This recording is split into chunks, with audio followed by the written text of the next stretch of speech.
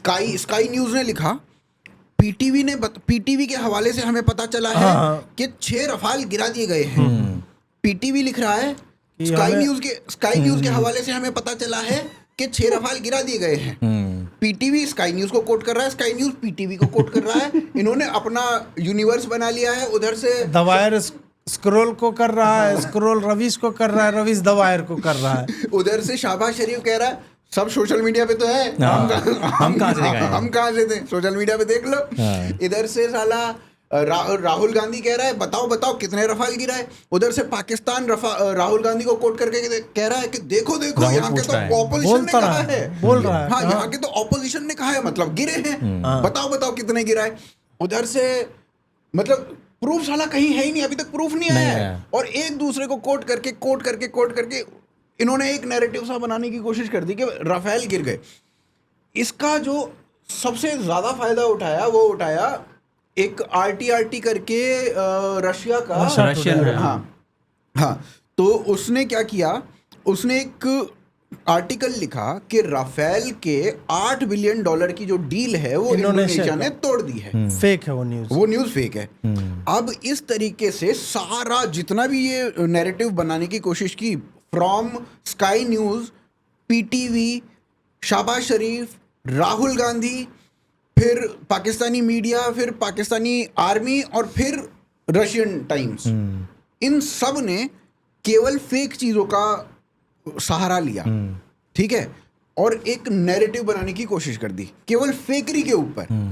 तो ये जो, और पैरेलली अगर हम देखें तो चाइना का जो डिफेंस स्टॉक है वो नीचे आ रहा है, रशिया और हिंदुस्तान का जो डिफेंस स्टॉक्स हैं वो बढ़े ही जा रहे हैं। हाँ, मेरे को बहुत अच्छा लग रहा है बेनिफिट हो रहा है, मैंने भी लिया है। हाँ, तो ये सब चीजें भी हो रही हैं पैरेलली। तो जो मार्केट है वो तो कह रही है कि भाई चाइना के डिफेंस सिस्टम की ऐसी की तैसी हो गई, भारत के ब्रह्मोस वगैरह, भारत के डिफेंस सिस्टम जो है वो अच्छा कर रहे हैं, और इधर से ये नैरेटिव भी चल रहा है। तो ये जो नैरेटिव है, इस लड़ाई को आप जीतोगे कैसे? नैरेटिव जीतने का मतलब 2 तरीका होता है। एक है कि जेन्युइनली जो विदेश नीति के माध्यम से आपके मित्र राष्ट्र हैं या आप उस ब्लॉक में हैं, ब्लॉक ऑफ नेशंस में, जो आपके साथ खड़ा रहेगा। भारत जो है परंपरागत तौर पर नॉन अलाइंड रहा है, अभी तक रहा है। हमने रूस यूक्रेन वॉर में हम दोनों तरफ है, हम दोनों को बोल के जो वॉर रुकवा देते हैं, हम क्या कहते हैं, स्थगन करवाते हैं, अपना कॉरिडोर बनवा के निकल जाते हैं। हम इजराइल गाजा में गजा को भी हम बेच रहे हैं, और नेतन्याहू के भी साथ कर रहे हैं कि तू मेरा यार है, सबसे बढ़िया यार है, इस टाइप से चल रहा है। तो ऐसे लोगों का वास्तव में कोई नहीं होता है। आपके साथ जब ऐसा समय आएगा तो आप अकेले ही रहोगे, ठीक है। तो एक तो आप ये नॉन अलाइनमेंट या तो त्याग दो, हाँ, आप अपने हित को सर्वोपरि रखो और एक फाइनेंशियल पावर हाउस बन जाओ, जो मतलब I don't give a shit type का, कि साउथ चाइना सी पूरा मेरा है, इंडियन ओशन भी पूरा मेरा है, इस टाइप का एटीट्यूड में आ जाओ। तो भाई दुनिया, तुम्हारा इंटरनेशनल कोर्ट ऑफ जस्टिस हम नहीं मानते, UN हम नहीं मानते, या तो इस मोड में अपने आप को खुद ही को कर बुलंद इतना टाइप का हो जाए तुम्हारा, ठीक है। दूसरा है जो पाकिस्तान का मॉडल है कि नहीं भाई, इसको मतलब हंसिए मत, इसमें क्या है कि ये जो जितने भी इनके ढंग के फॉरेन नेशंस हैं जो डेवलप्ड है या डेवलपिंग है, वहाँ पे यूरोप में, अमेरिका में, ये अपने हाई कमीशंस और एम्बेसीज के थ्रू ये पैसे देते हैं वहाँ के लोकल जर्नलिस्ट को। पाकिस्तान पैसे देता है? हाँ भाई, पाकिस्तान भूखा मरेगा, लेकिन वो डिफेंस और नैरेटिव पे प्रॉपर खर्चा करता है। मैं आपको एक आंकड़ा देता हूँ इसमें। CNN के कम से कम 6-7 जर्नलिस्ट, BBC के कम से कम 6-7 जर्नलिस्ट, न्यूयॉर्क टाइम्स, अंट शंट और जितने भी ये बड़े बड़े वो है ना, उनमें कम से कम 5-5, 6-6 जर्नलिस्ट पाकिस्तानी हैं, पाकिस्तानी। अच्छा, इन्होंने नैरेटिव बना रहे हैं, वो जो आर्टिकल लिख रहे हैं वो पाकिस्तान के पक्ष में लिख रहे हैं। राइट। इसमें करीब जो शुरुआती ये सीज फायर नहीं करना चाहिए, जो भी स्टैंड स्टिल कह लो या जो भी है, उसके बाद करीब 1 दिन तक हम कह रहे थे ना, जो नैरेटिव वो सारे आर्टिकल इन पाकिस्तानियों ने ही लिखे हैं वैश्विक पेपर्स में। सबका निकी में लिखा है, वॉल स्ट्रीट जर्नल में, न्यूयॉर्क टाइम्स में, रॉयटर्स में, AP में, सब में, और कुछ तो रिसेंट ज्वाइनीज हैं।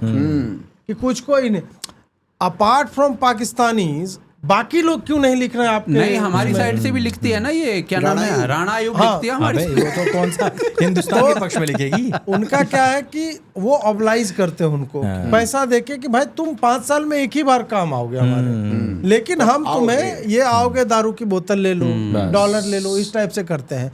और इस्लामाबाद में या अन्य इसके कॉन्सुलेट्स जो विद इन पाकिस्तान है, वहाँ पे भी ये लोग उसी तरह के जलसों का आयोजन महीने में एक बार, 2 महीने में एक बार करते हैं। जो भी फॉरेन कॉरेस्पॉन्डेंट्स है उसको ये पालते हैं। भारत में क्या है कि यार नैरेटिव वॉर, इन्फो वॉर, मतलब इसमें हमें झूठ बोलना पड़ेगा, इसमें पैसा भी लगाना पड़ेगा। हम यार त्रिपुंड लगाते हैं, हम झूठ कैसे बोलेंगे एक राष्ट्र के तौर पे, ये हमारी संस्कृति नहीं है। तो विश्व गुरु भी फिर वो नैरेटिव का काम जो है ना, सरकार आउटसोर्स कर देती है किसी को भी, जिसको बनाना नहीं पता है, तुम्हें मन में है, तुम बनाओ नैरेटिव। वो क्या बनाता है? मीम। ओके, क्या करेगा आदमी यार, सबके पास वो मीम ही बनाएगा। वो सुनो, ये मीम बनाने वाले फिर भी आर्टिस्ट हैं। वो साला 200 जो सब्सक्राइबर वाले लोग हैं ना, जो उनके साथ फोटो खिंचवा लेते हैं, उनको ये काम मिले पड़े हैं। बिल्कुल ऐसे लोगों से मैं मिला हूँ, बहुत शुद्ध होकर। पर चलो एनी हाउ, मैंने तो इस बार वो क्रिएटर्स अवार्ड भी नहीं दिए मार्च में देते थे, कर दिया। हाँ, तो इस बार वो सीज फायर कर स्थगित हो गया। तो जो भी है, तो जब तक आप इन दोनों में से कोई भी अप्रोच नहीं अपनाओगे, तो फिर आपका नैरेटिव मेकिंग का काम कुछ रिस्पॉन्सिबल लोग जो है, जो स्वतः संचालित, ठीक है, वो उनको ये भी नहीं कि तुम फंड भी कर रहे, कुछ नहीं, उनको लग रहा है देश के साथ बुरा हो रहा है, हमें जो है खुद ऑर्गेनाइज करना। तो उस दिन जो नैरेटिव बना था, उस रात में 7 तारीख की रात में, वो इसी कारण से बना था कि भाई और कोई हेल्प नहीं कर रहा है, हम जो है वी विल हेल्प आवरसेल्व्स, इस टाइप का हुआ था। तो इसके अलावा तीसरा मार्ग मुझे दिखता नहीं है। क्यों? क्योंकि आप एक राइजिंग इकोनॉमी हो, वो सबकी आंखों में खटक रहा है। बिल्कुल, रूस को भी खटक रहा है। रशिया टुडे जो है, वो तो साला रूस का चैनल है ना, उसने स्पुतनिक नाम का एक खोला हुआ इंडिया में, स्पुतनिक इन इंडिया करके, वो प्रो इंडिया लिख रहा है। और रशिया टुडे ने अपने सुखोई को बेचने के लिए कितना प्रपंच नहीं, राफेल ये खराब है, राफेल वो, मतलब वो लिखे जा रहा है प्रपंच पे प्रपंच। नॉर्मली वो प्रो इंडिया लिखता है, लेकिन इस टाइम में उसको अपना हित दिख रहा है। और मैं रशिया टुडे को बुरा नहीं कहूंगा, वो अपने देश के लिए काम कर रहा है। हमारे यहाँ साला हमारे अपने लोग अपने देश के लिए काम नहीं करते हैं। तो अभी नैरेटिव वॉर की अगर हम बात करते हैं, तो यहाँ पे ना हमें चाइना के बारे में भी बात करनी चाहिए भाई। पहले मैं भाई से पूछ रहा हूँ, फिर अगले क्वेश्चन पे आप पे आता हूँ। जी। तो नैरेटिव वॉर की अगर हम बात करते हैं, तो चाइना से भी सीखना चाहिए, सीखना हमें कतर से भी चाहिए। क्या भारत कतर चाइना जैसा मॉडल अपना सकता है? और देखा जाए तो सीखना हमें टर्की से भी चाहिए। टर्की से भी चाहिए, बिल्कुल। ये मुझे लगता है यार, ये भारत तो इनमें बहुत पीछे है। कोई किसी प्राइवेट संस्था को या है ही नहीं, स्टार्ट ही नहीं है। बिल्कुल, मैं कह रहा हूँ कि ये जो नैरेटिव वॉर है ना, इसके अंदर या तो कोई प्राइवेट संस्था ऐसी निकले जिसमें एक बिजनेस मॉडल बनाए इसको और उसको फिर इम्प्लीमेंट करे। सरकारी चैनल्स तो डीडी क्या करता है, मैं देखता हूँ इसमें पलकी उपाध्याय जो है, वो थोड़ा बहुत नैरेटिव बनाने की कोशिश करती है, पर केवल वही है, उसके अलावा कोई बड़ा नाम है भी नहीं। बट नहीं, वियॉन आपने शुरू किया, वियॉन का कितना इम्पैक्ट है, या फिर फोर्स का कितना इम्पैक्ट है? वियॉन तो जी का ही था, और उसको डेटा जो है प्रोवाइड करती थी गवर्नमेंट ही, वो हमारे एजेंसीज डेटा प्रोवाइड करते थे, उसके बाद वो क्यूरेट करके शो एक बना हुआ था। तो उसके बाद फिर नाम होता है, फिर पलकी जो है दूसरी जगह पे, तो एक एसेट तो ये क्रिएट कर रहे थे उस तरह से। बट वही है कि फिर आप एसेट को इस तरह से क्रिएट करो ना कि वो जहाँ है बना रहे, रिजल्ट तो दे कम से कम, रिजल्ट ओरिएंटेड तो क्या, मतलब उसको हम ही लोग शेयर करके 4 आदमी शेयर करके, वही हो रहा है, उससे ज्यादा मतलब ये कौन सी रिपब्लिक और वियॉन में अंतर क्या रह गया? बिल्कुल। और फिर पॉइंट इज डीडी इंडिया चालू किया था, क्या हुआ डीडी इंडिया वाले को? भाई अंग्रेजी में खाली बोल रहे हैं, काला आदमी भी उसमें बिठा दिया है। या फिर आपको ऐसा करना चाहिए कि आप बम्बार्डमेंट कर दो चैनल्स की, जैसे चीन ने किया है। अब क्या है ना, इनके पास जैसे CNN हो गया, MSNBC वगैरह, इस टाइप के कुछ चैनल्स हैं अमेरिका के पास, UK के पास BBC हो गया, कतर के पास अपना ये क्या नाम है इसका, अल जजीरा हो गया। तो ये अपने आप में बहुत बड़े ब्रांड नेम है जो पूरा नैरेटिव खींच के ले जाते हैं। अल जजीरा के बारे में तो ये बताया जाता है कि जितने भी स्प्रिंग्स वगैरह, अरब स्प्रिंग्स वगैरह हुई हैं, उसमें इसने काफ़ी इंपॉर्टेंट रोल प्ले किया है। इवन कई देशों में तो युद्ध करवा देता है ये चैनल। तो मैं भाई ऐसा चैनल है ये, और इतना चालाक है, साला यहूदियों की बुराई करनी है तो यहूदी पाल लेगा एक, हिंदुओं की बुराई करनी होगी तो एक हिंदू उसी आर्टिकल लिखवा लेगा। तो ऐसे इतना मतलब सटीक तरीके से, श्रूड तरीके से काम करता है ये नैरेटिव बनाने के उसमें।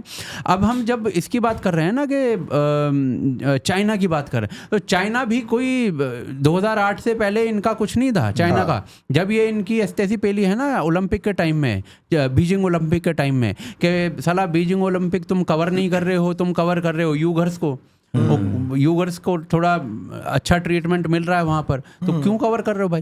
तो चाइना ने कहा कि we need to tell China story. उसके बाद इन्होंने CCTV और CCTN पता नहीं कैसे कैसे 2500 अफ्रीका से इन्होंने स्टार्ट किया। अफ्रीका से इन्होंने स्टार्ट किया। अफ्रीका में क्या है कि अफ्रीका में कोई इतना इंफ्रास्ट्रक्चर नहीं है मीडिया से रिलेटेड या किसी भी चीज़ से रिलेटेड। तो इन्होंने पहले अफ्रीकन मार्केट को कैप्चर करके वहाँ पे पैसा कमाते हुए, उस पैसे को आगे लगाते हुए इन्होंने साला पता नहीं कितने तो चैनल यहाँ पे खरीद लिए यूएस में। हॉलीवुड के कितने स्टूडियोज के अंदर आज इनकी भागीदारी है। फिल्मों में देख लो। एक फिल्म आई थी यहाँ पे, हॉलीवुड की तूने बात करी, एक फिल्म आई थी, ब्रैड पिट की फिल्म थी, वो लास्ट हॉलीवुड फिल्म थी 2007 में, 7 Days in Tibet। हाँ, 7 Days in Tibet। वो लास्ट हॉलीवुड फिल्म थी जिसको चाइना के अगेंस्ट बनाया गया था। 2007 के बाद से 2025 आ गया है, एक भी बंदा चाइनीज विलन नहीं दिखा सकते हॉलीवुड वाले, एक भी चाइनीज चीज को गलत तरीके से नहीं दिखा सकते हॉलीवुड वाले। तो इन्होंने तो एक्चुअली में क्या है ना कि देखो, इनके भी कोई ऐसे चैनल ऐसे नहीं है जो वैश्विक पटल पे देखे जा रहे हैं, और या फिर क्योंकि इनका एक अपना तंत्र है काम करने का, बट ये पैसा मुंह पे फेंक के मार रहे हैं भाई। ये लॉस एंजलिस टाइम्स को भी खरीद रहे हैं, ये न्यूयॉर्क टाइम्स को भी खरीद रहे हैं। चाइना वॉच नाम से ना एक प्रॉपर वो चलता है, उस पे क्या होता है कि एक पूरे कई पेज लगातार आप पढ़ोगे चाइना के बारे में न्यूज आ रही है, और वो हिंदू में भी छप रहा है, हिंदू में भी है, राइट। तो ये और ये देख लो ना साला, न्यूज क्लिक जैसी वेबसाइट तो इन्होंने खरीदी है, ठीक है, न्यूज क्लिक अभिशार वाला। अभी आप खुद सोचो कि ये साला इनको कितना कितना पैसा बांट रहे होंगे। तो ये हिंदू से लेकर न्यूयॉर्क टाइम्स से लेकर सबको ये खरीदते हैं। हमारे यहाँ से पैसा जो है ना, हमारे यहाँ से पैसा पैदा भी होता है, बहुत पैसा बचाया भाई मोदी ने। इवन आप देखोगे ना, ये पता नहीं कितनी विधवा ऐसी थी जो पैदा नहीं हुई, उनकी पेंशन जारी है। कितने स्कूल ऐसे हैं जो धरती पे है नहीं, उनका साला सब कुछ जा रहा है। 5 लाख लोगों का राशन कार्ड बंद किया महाराष्ट्र, राइट। 5 तो लाख ये करीब करीब ऐसा मदरसे के वजीफे थे यार, कहीं 100 करोड़ के ना, कहीं 1000 करोड़ का। ये टोटल जब हम कैलकुलेट करते हैं ना, ये बताया जाता है 2 से 3 लाख करोड़ रुपया ये बचता है, सिर्फ सीधा करप्ट जो पैसा पता नहीं कहाँ जा रहा था, किस अंधे कुएं में जा रहा था, वो बच रहा है सरकार के पास। जी। अब क्या है ना, जो मोदी जी जो हैं वो भाई सड़क में लगा देंगे, ये इसमें भी लगा दो भाई थोड़ा सा, इसमें आप फेंकोगे ना, आपको नैरेटिव बहुत जरूरी होता है। नैरेटिव, अगर आप नैरेटिव का गेम नहीं जीत रहे हो ना, लोगों के दिमाग में ये नहीं हो रहा। मुझे लगता है कि जो बाहर के यूट्यूबर्स हैं वो अपने आप ऐसे वीडियोस बना रहे हैं कि इंडिया की ग्रोथ स्टोरी बताई जाए।